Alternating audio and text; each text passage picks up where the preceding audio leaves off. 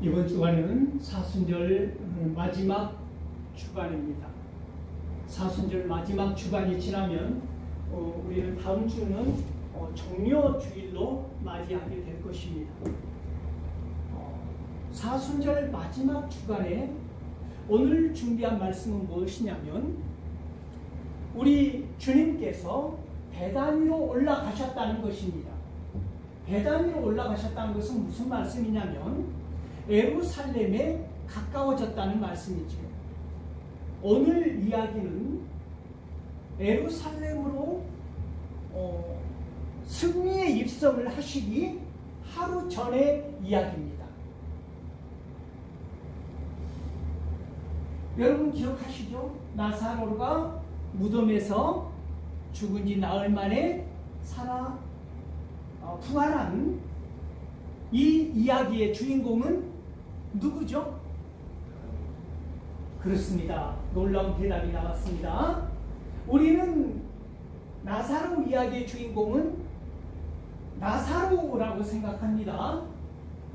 그러나 이 이야기의 주인공은 나사로가 아닙니다. 누구라고 말씀하셨습니까? 우리 주 예수 그리스도가 주인공이라는 것입니다.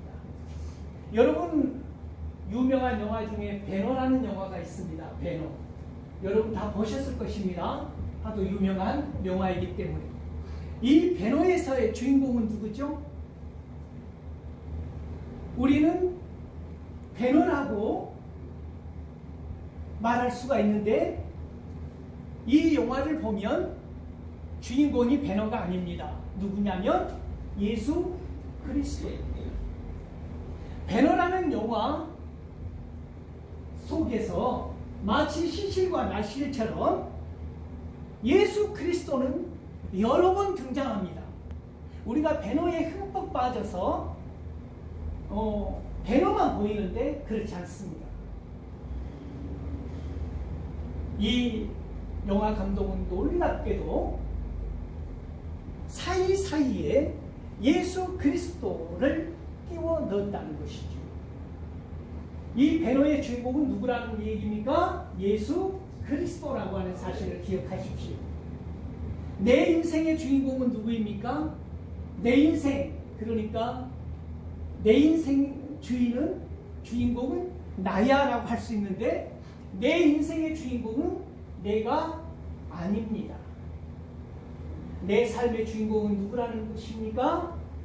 예수 그리스도, 우리 하나님이라고 하는 사실을 기억할 수 있기를 바랍니다. 내 인생의 주인공이 왜 하나님이냐? 내 삶의 목적이 무엇이라는 것입니까? 내가 사는 것이 내 삶의 목적이 솔리데오 글로리아, 오직 하나님의 영광을 위하는 것이다. 그러므로 내 삶의 주인공은 내가 아니라는 것입니다. 마치 주님을 모르는 사람들은 내가 내 인생의 주인인 것처럼 마음껏 살아가는데 예수 그리스도를 믿는 우리들의 삶은 오직 나를 위해 사는 삶이 아니라 하나님의 영광을 위해서 사는 삶이라고 하는 사실을 기억할 수 있기를 바랍니다. 오늘 예루살렘에 입성하기 전에 베단이라는 마을에 예수님이 도착하셨습니다. 이 마을에 도착하였을 때 이 베다니에서는 어떤 일이 벌어지고 있었냐면 잔치를 준비하고 있었습니다. 어떤 잔치냐면 예수님을 위한 잔치인데 마르다와 마리아와 나사로가 이 요한복음에서는 구체적으로 잔치를 베푼 집이 나오지 않는데 마태복음과 마가복음에서 병행 본문을 보면 이 집은 성경의 표현대로 말하면 문둥이 시몬의 집에서 베풀어지는 잔치였다고 보통 성경학자들은 보고 있는 것입니다.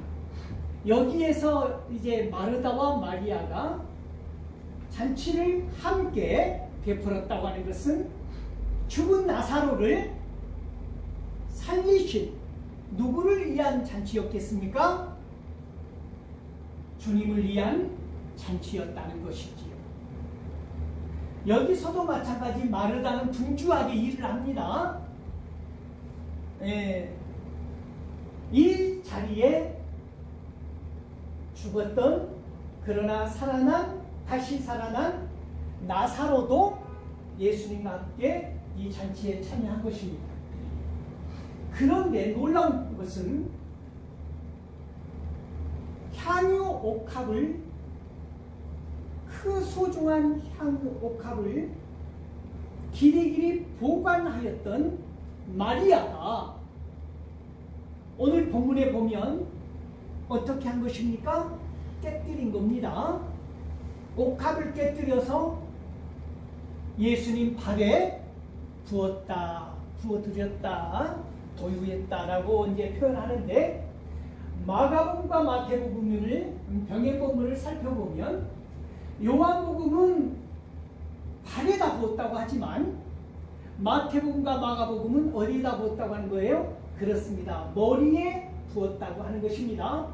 그러면 성경이 마가복음이 맞냐, 마태복음이 맞냐, 요한복음이 맞냐, 도대체 발에다 부은 것이냐, 머리에다 부은 것이냐, 이거 다른 얘기 아니냐라고 볼 수가 있는데, 거의 머리에다 부었다고 보는 것입니다.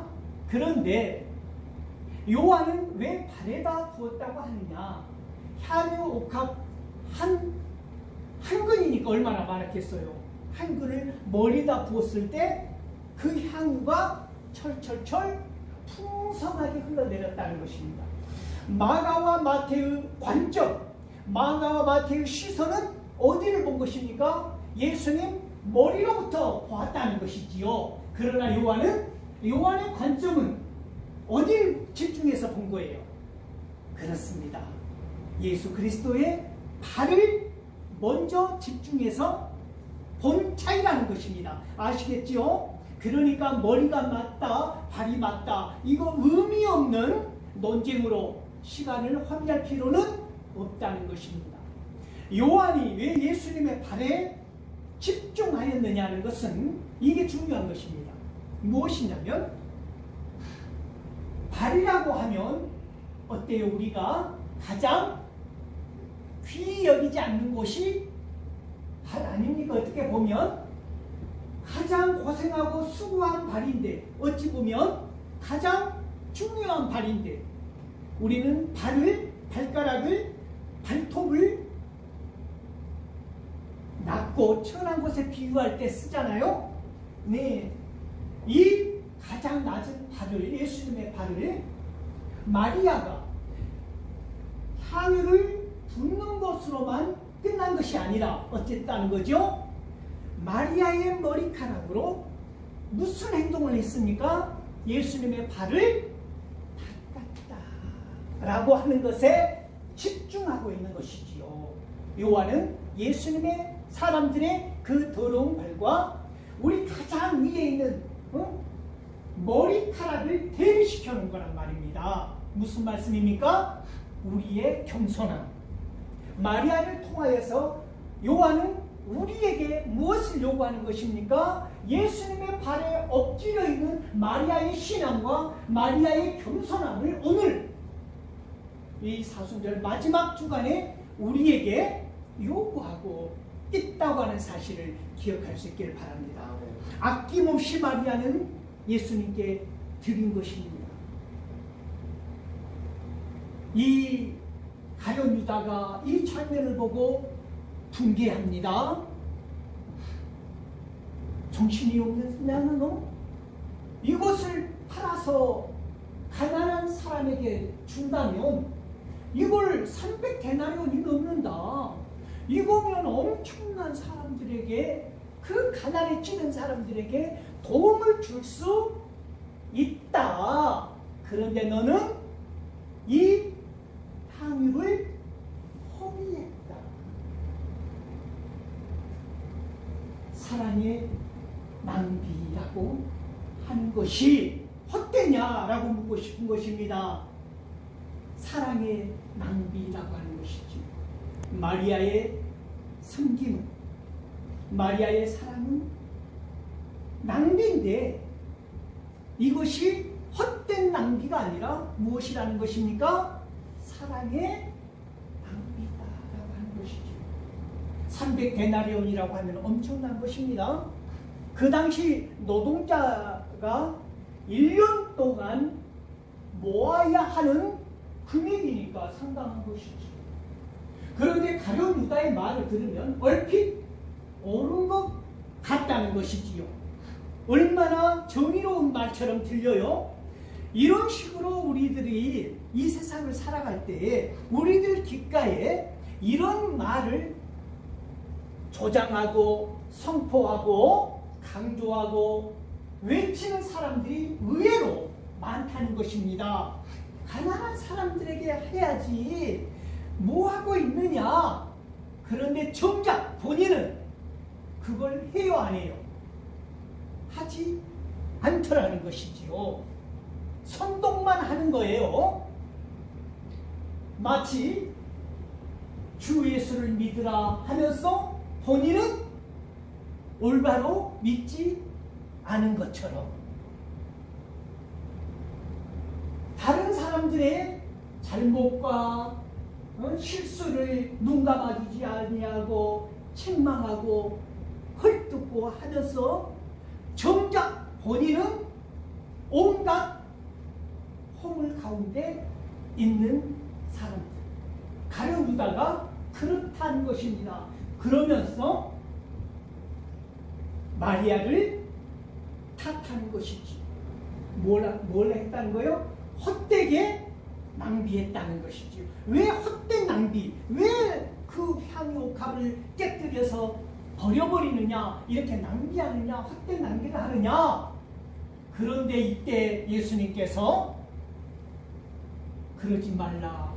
가룟 유다를 향해서 말하는 것이지. 이것은 헛된 낭비가 아니다. 이것은 귀한 사랑의 낭비다. 가난한 자들은 언제든지 너희와 함께 있다. 네가 정말로 가난한 자를 위하는 마음만 있다면 언제든지 그 가난한 자들을 어떻게 할 수 있다? 도와줄 수 있다. 그런데 나는 항상 함께 있지 않다라고 예수님은 십자가에 달려 죽을 것을 말씀하신 것입니다. 가룟 유다는 어떻게 해요? 정말 가난한 자를 위함인가? 아니라는 것이 성경에서는 가룟 유다의 마음을 드러내 보여주고 있지 않습니까? 뭐라고 했습니까? 이는 도둑 같은 마음으로 돈기에서 돈을 집어가는 사람이다. 이는 선함에서 나온 게 아니라 어떻다는 거예요? 그 가룟 유다의 사악한 마음을 드러내 보여주더라는 것입니다. 그래서 마가복음과 마태복음에 보면 마리아에게 탓하는 가룟 유다를 제지하시면서 예수님은 중요한 말씀을 하셨는데 무슨 말씀을 하셨냐면 복음이 전하여지는 곳에 어떻게 해요? 이 여인의 사랑의 거룩한 낭비가 또한 기억되고 기념이 되게 하라고 말씀하셨다는 것입니다. 그런데 이 자리에 유대인들이 많이 왔었잖아요. 유대인들이 많이 왔는데 이 유대인들이 많이 온 이유는 무엇입니까? 예수님을 보기 위해서 온 것도 맞지만 누구를 보기 위해서 온 것입니까?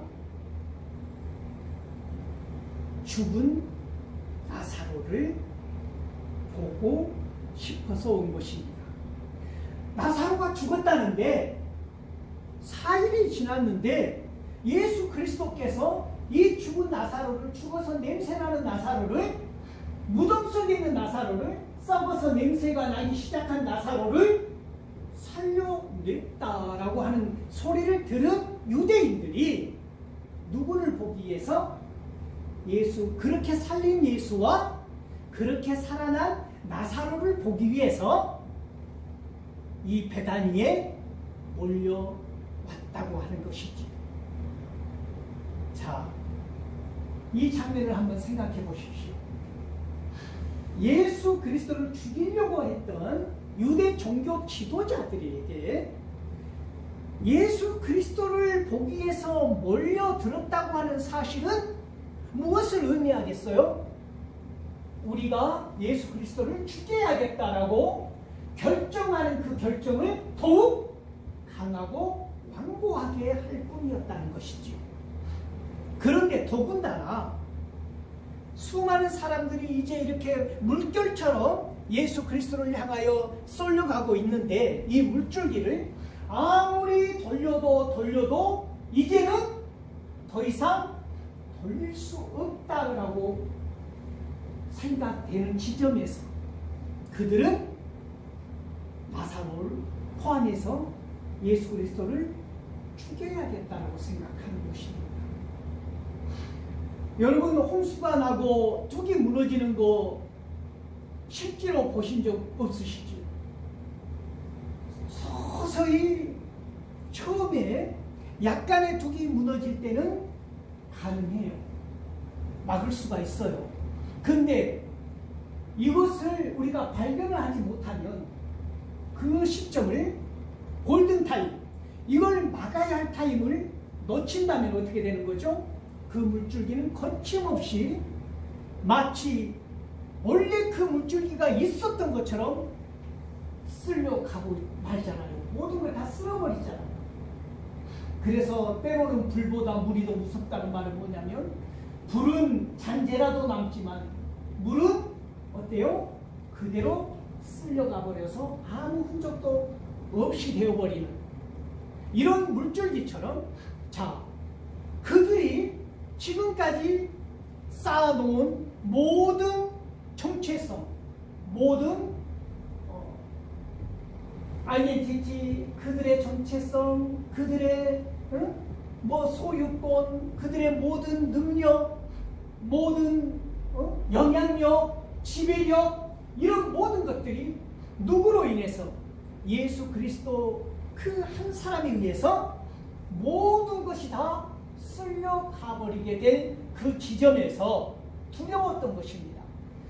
예수 그리스도를 죽이지 않으면 안 되겠다고 결정한 그들은 누구까지도 죽여야 한다고 생각하죠? 나사로를 죽이려고 생각한 것까지는 이미 예수 그리스도는 어떻게 해요? 죽이려고 작정한 것이고 이미 다 끝난 것이고, 예수 그리스도를 죽인다고 하여도 누구를 남겨놓으면 산불이 나고 집에 불이 나고 무서운 게 뭐죠?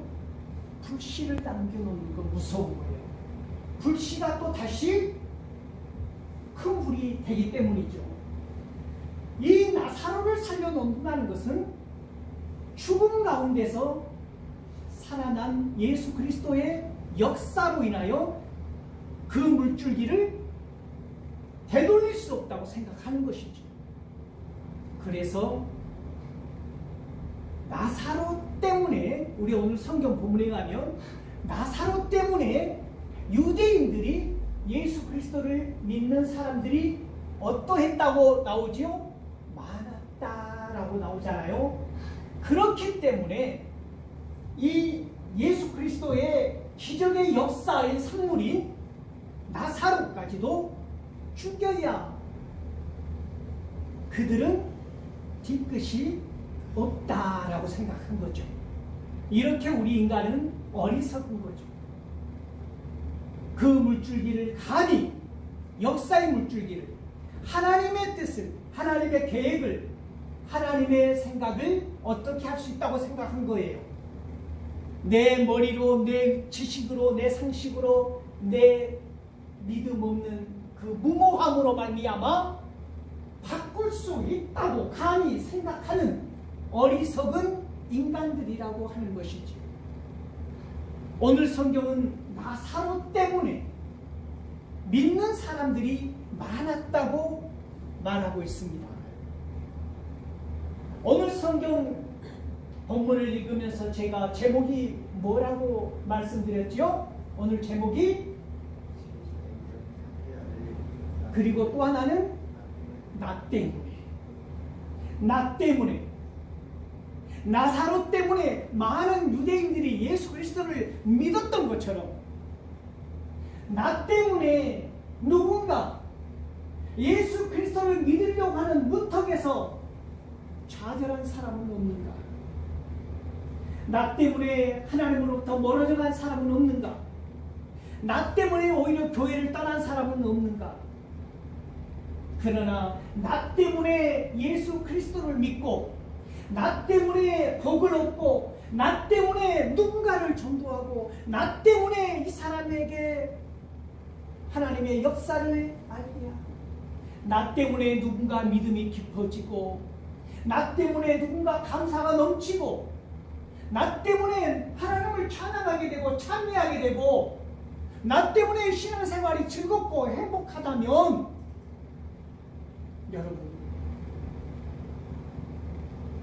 여러분을 통해서 하나님께서는 영광 받으신다고 하는 사실을 기억할 수 있기를 소망합니다. 이 사순절 마지막 이 기간에 나 때문에 누군가 감동하고 나 때문에 거룩한 사랑을 낭비하고 나 때문에 깊이 주님을 만나는 그런 한 주간 살아가실 수 있기를 소망합니다.